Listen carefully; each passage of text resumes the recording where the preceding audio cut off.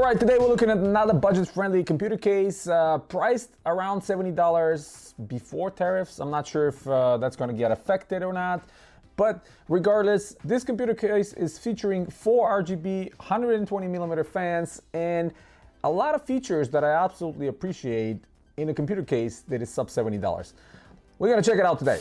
Hey guys, welcome back to our Hardware Sense channel. My name is Ivan, and today we're looking at the Bitfenix Flow $69 case. Like I mentioned at the beginning, this one has a lot of features that I love about this case, and there's some things that surprise me in not the most positive ways. We're gonna dive straight into the details, just like always. Grab yourself a drink or snack or something, 'cause it's gonna be lengthy. I'm gonna go in every single detail that I see in this case that I appreciate, that I like, and some of those negatives that I mentioned. And of course, at the end, we're gonna talk about it in the conclusion. Bitfenix Flow, as always, we're gonna start from the back side, but right before that, I'm gonna check out the accessories that are placed inside. There's nothing special here outside of the box. So what they're giving us here is just a simple baggie with free-flowing screws inside, 4 different zip ties, some very minimalistic user manual, and that's about it. Keeping it really on the budget. I mean, it's a budget case. Is it still going to be budget now with the tariffs? I'm not really sure, but this was $70 case with 4 included ARGB fans. So yeah, maybe it's going to be more expensive now, but we'll see. All right, we're continuing with the back side of the case. One of the things that I absolutely love about this case is the width, and even on top, you're going to see perforations for better heat dissipation, big space between the roof of the case and the first mounting hole of the motherboard. We'll see that on the details later. Right on the back, mounted 120mm ARGB fan with the space for 140mm fan if you want to replace that. Place for the motherboard cutout right here. It's not my preferred one. I really like the old school when they're recessed and you can kind of put your fingers and use that for carrying the case. But you know, this is what they're doing these days to get more space and minimalize all that stuff. Right on the bottom, 7 planks over here. Interesting design, but you have to break them off. Make sure you know exactly where you're mounting your GPU, other things, because you're gonna have to break them off, and there's no additional ones that are providing you, so you're gonna have to source your own ones. And if you source your own ones, it's not gonna be matching the same, so you might as well just get a full kit from Amazon. They're uniform to replace all these. Yeah, I'm not a huge fan of this. I was really hoping they're gonna give me at least 2 or 3 extra ones that I can put on, but no, this is what they decided. But what pleasant surprises here is the 3 vertical mounted planks here. Normal cases, or most of the cases, have only 2. And considering this case is considered budget, we have 3 and very easy to remove. We just unscrew the screws. One of them I already unscrew. Take this off, lift it up, and look how much space you have here to mount your riser cable. And this is the plank, 3 ones. Again, you have to break them off, so make sure you know exactly which one of those 3, or maybe all 3, will be populated with your GPU, and then easily slide it in and press on it. It kind of stays on the spot because of this little notch over here, and then you can just put the screw on to additionally secure it in place. So this is a touch that normally you see on more expensive computer cases, but here Bitfenix have done a great job with that because of the width of the case, and these 3 are definitely going to be beneficial, because think about if you have a 2 slot, you're still gonna have about 1 inch between the GPU and the glass, giving it some extra room to breathe. Right on the bottom, we have the space for the PSU. No frame to be removed here. That's to be expected, considering this is a budget-friendly case again, and I was not thinking they're gonna be doing any of that stuff. Now we're gonna move to the back side of the motherboard tray, or the right side of the case. So if I rotate it, right away, you're gonna notice that this computer case is kind of on the slim side. You know, this is one of those cases that is width-wise is very good, but it's very skinny in the sense of you can only mount a 240 on the top and nothing 360. While we're on the top, we have the dedicated RGB button, which I absolutely appreciate. Separated microphone and headphone jack, excellent to see. 1 USB 2, 2 USB 3, separated reset and power button, and LED indicators. Great job here Love to see that. A lot of companies are repurposing the reset button and making it either or. You can reset or use it as the RGB. We have both here, USB 2 and 3. Not only one unified 3.5mm headphone jack, but two separate, which I absolutely prefer. Now, if I remove the back panel, see the screws are these metal with a plastic top. These are the cheapest ones. I really don't like these because over time this plastic is going to be brittle. It's going to break off, so you're going to have to replace them yourself. But it's okay, and they're not capped, obviously. Now this reveals the backside. Couple very good things here immediately to notice. Right on top, a lot of space, about 2 inches from the top mounting holes of the motherboard to the roof, giving you plenty of space to route your cables, plenty of tying points over here as well. And obviously you can mount a radiator with the 2 fans, and they're not going to impede your motherboard at all. Some exposed PCB over here for the top AIOs. Not a huge fan, but again, it's a budget-friendly case, so yeah, it's to be expected. One of the things that I didn't expect though is this fan controller slash ARGB controller. And see, it's coming off because on the back side it's supposed to be sticky, but it's not sticking too much. I'm not sure what the deal is here. They didn't use too strong of an adhesive, but I'm gonna have to try to press it back. So I'm not sure what's going on with that adhesive, but yeah, right here you will see right away these are populated. We have 4 headers for ARGB and 4 headers for the fan, powered via SATA LED as well. So I love this execution. I prefer it to be like this, separated, because I don't want to install extra software on my motherboard to control RGB, and I'd rather use this little button over here to change all the modes, and then definitely is my preferred choice. Now more perforations down here, more on the side to run your cables. A little bit cluttered over here with these cables. You're gonna have to do some good cable management to kind of move them out of the way, but there's plenty of tying points for different zip ties and stuff like that, so that's not going to be a big problem for you to create something tidy. 2 places for 2.5-inch SSD drives you can mount right here. Just unscrew these and take this plate off, mount your SSDs, screw it back on into the place, and you're good to go. Route your cables down below. So yeah, you might ask, but where's the other perforations to write out the cables? Well, they're right here. They're right here in the bottom, and you can see barely where my finger goes to. I actually like this execution better because many times when they're right here, kind of like this one, but lower, and your motherboard extends, it's kind of hard to route the cables and immediately plug them back in side on the motherboard, where here it goes directly up and then goes inside, so a little bit more comfortable. I like that execution better. And yeah, backside fine. Here the cables, standard audio, super stiff, and standard USB 3. Not a huge fan of this, man. I wish they would have redesigned it somehow, but it is what it is. We have the header here for ARGB if you want to plug it into the motherboard and control it this way, which I don't want to. We have the USB 2, and we have the power switch, reset switch, and all the LEDs. And last but not least, we have the SATA powered fan controller. Now if I move these out of the way, here's the space for the power supply unit in the bottom. So we have a little standoffs. These are foam ones, so eventually they're going to collapse, but at least they're there. Your power supply is not touching metal versus metal. They're not those nice long ones that you've seen in previous videos that I made on other computer cases. So yeah, it's a little bit cost cutting here, but still there's some already in place. Perforations in the bottom are huge, and by the way, this filter that you can see through the perforations extends all the way to the front, so it's a giant filter. Unfortunately, you can't remove it easily.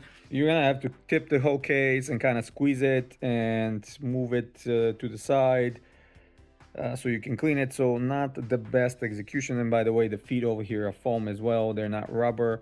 So yeah, this is the where they actually save the money the most. Bracket for hard drives. Said that many times before, I'm saying it in every single video. I am not keeping this one, and if I'm building a computer here, I will take this bracket altogether. Gives me more space for the cables of the PSU and more airflow from the bottom fan coming in, because it's in 2025. I'm not putting a conventional Mechanical hard drives in gaming computers. Yeah, if you're building a server, sure, but you're gonna need a different case with a lot of placement for on these hard drives. Luckily, it can be removed with screws and repositioned as well. So if you wanna keep it that way, you can keep it or move it slightly this way, about an inch towards the power supply, which makes your option for power supply even shorter. But if it's mounted like this, you have 18 centimeters long power supplies with the cables, no impedance whatsoever. I see no problem with the power supply, and of course, obligatory power supply cutoff over there. I'm not sure if that's necessary, but I know a lot of people like to stare at the sticker of their power supply. Now, to my surprise, when I moved to the front, and actually when I pulled this case out of the box, yeah, the front is perforated. This is one uniform big mesh. I absolutely love what they've done here. It's, you know, the case is called Flow, obviously, airflow. And you'll see there is no extra mesh to impede the airflow. It's just this fine mesh that serves the purpose of stopping all the dust. Some perforations on the side as well, also with the same mesh, so don't worry, this is not gonna really let much of the dust inside. But what really is gonna happen is, you see these grooves, they're gonna fill with dust, so that's gonna be a pain to clean later. I wish that was absolutely flat with the mesh over here. They chose this design kind of stylized thing, which is not very functional. And the other thing you're gonna notice is, you see how the mesh is protruding out of the frame. And I was like, is this removable? Why is it like this? So if you peek like this a little bit, you might notice that there's a double sticky again, where this mesh is held by to the plastic frame. And let me see if I can rotate it even more and show you how it looks over here, and you'll see how it's wobbling. And why is it wobbling? Because nothing is holding it. There's no screws, there's nothing. Right on top, there's only one double-sided tape they are used to mount it, and nothing on the sides, at least not on this side. Maybe some on this side. I don't want to pry it completely off, but it's very easily coming off. And when I press on it, like right on the top, yeah, now it stays. But eventually, it's gonna come off again. I might have to source my own double-sided sticky tape, maybe something from like 3M that is really strong, and hold it, because this is not holding it well. Just like the fan controller on the back, it's coming off easily. You'll see it just staying over time, and if you put some pressure, this is going to come off easily. So yeah, a little bit of quality control here from Bitfenix. I wish they put some more effort into doing that. Now, if I take it completely off, this is one of those, you pry your fingers on the bottom and take it off, you'll see very well ventilated. Let me flip it around and show you something though. You heard me talking about this from other cases. Antec and some other brands are doing it the best without having this cutout, just having a notch on top of the plastic. We have the cutout here. I might have to put a masking tape or electrical tape over here to cover this hole, because when it's here, all the air is going to be coming through here and accumulating inside, going through these fans and polluting your computer. And what's the point of having this fine mesh, which here is the fine mesh on the side. The other side, there's no fine mesh, but interesting enough, why is it so dusty? I mean, I just pulled it out of the box literally a moment ago, and look at this. I don't know if this case stayed in some warehouse a long time, but there's some fine dust already accumulating. So anyway, plastic clips are again very budget touches over here. What I'm really surprised is that this front mesh is not held by any screws or any clips or anything, just that double-sided sticky tape, which is not very sticky, and I'm gonna have to repair it as soon as it comes off again with some actual 3M sticky, and hopefully that will hold it in place. Now, after removing the mesh, here are the fans, same exact fans, and I love that they made it uniform. One in the back, 3 in the front, 120, option for 140 as well. 2 install in the front, and not only 2 140s, but you can do 3 140s, unlike some other companies. Looking at you, Corsair, these are 120s, ARGB. They're gonna be pushing plenty of air inside. If you lack airflow, I'm gonna be highly surprised, because 3 are going to be pushing plenty. One is going to be exhausting. And of course, on the roof, you're going to be able to put your 240 AIO or more fans, whichever you decide. Personally, if I'm building a computer in this specific case, I'm going to be putting a 240 or 280 on the roof to cool my CPU. That way, all the fresh air comes in, goes back out there for ventilation, some escapes in the back, and all is good. Magnetic filter on the top, regular stuff, nothing unusual. And a routing of the cables is done through these openings and cutouts. Really like what they've done, so nothing really to gripe about here. And if you want more space, you can actually reposition these fans on the inside. And I'm gonna say it, and I said it before and many times, I know a lot of you prefer to put your 360s in the front. I personally don't like it, don't like the aesthetics of it, don't like how the tubes are either on top or the bottom. Kicks in the OCD in me, and I prefer it always to be on the roof and just fans bringing fresh air from the front. Where if you put it in here, yeah, it's not going to be the same. All that hot air is going to be pulled inside the case, and you have to dissipate it then on the back or the roof. Yeah, I'm not a fan of that. But if you want to do that, yeah, you can put a 360 in the front, no problem, and I'll show you why. If we move to the main chamber, you see how everything is held by this magnet, and the magnet is nothing crazy actually. It's just this strip that it's again double-sided sticky tape to the glass, and the glass is about 3 millimeters with the hinge. By the way, I really like that. That way you can take it out of the way or lift it all together. The removal is with this little pull tab right here. Kind of elegant, I don't mind that at all. And if I take it out of the way, it opens completely. It can be taken off the hinges, so plenty of space for you to reach inside and work inside your case. And here it is. Now, there we go. There's the thing I was talking about. Look at that space between the last hose and the roof. 2 inches. This is, every computer case should be like this. Every manufacturer do it like this. Give us more space. That way we don't have to cramp our radiators, our fans, and try to wiggle around and try to mount that first and then put our RAM on the motherboard first and all that stuff. This is so much better. And here it is, the fan in the back. Everything looks clean, plenty of perforations here, plenty of perforations for any kind of options for ATX, for micro ATX, mini ATX motherboards. In the front, like I mentioned, if you put the fans like this and the radiator on this side, it's about going to be here. So you're still going to have some clearance, but if you decide to move them in the inside, you're still going to be able to do regular 360 with the fans mounted on the inside, and that'll give you some more breathing room in the front. So whatever you want to decide, here there's room for that, especially if you remove that hard drive tray down there and eliminate it. Placement for fans over here, again, I mentioned that many times before, unnecessary, never going to be used, because if you put a power supply, especially the larger power supplies that are going to extend about to here, you're blocking the first fan, you're blocking a big part of the second fan. So all you're creating is noise because of the distance between the fan and the power supply, which is going to be millimeters. The air is going to really get cramped over there and sound terrible, and it's not going to be efficient. So don't do that. Just leave it here as a natural dissipation, or this fan coming with the air inside and kind of going through these perforations. This is going to be much better. Yeah, as a metal, yeah, it's not the sturdiest, but I've seen much more flimsier ones. As a budget case, I think they've done a great job.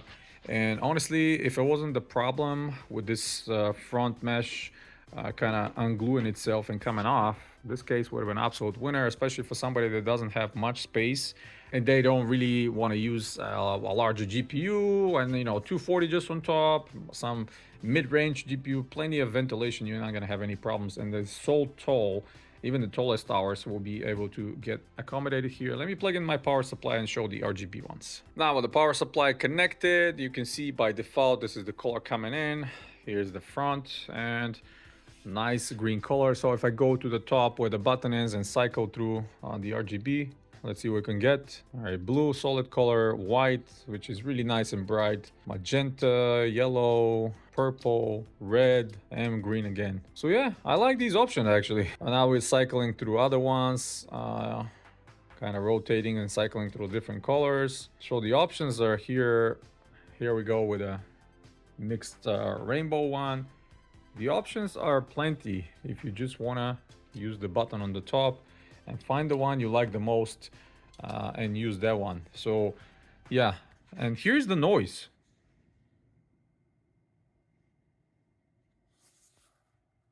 Personally, I can barely hear the noise, guys. I mean, these are very silent fans, probably around 1,000 RPMs, maybe 1,200 max, and they're all running together.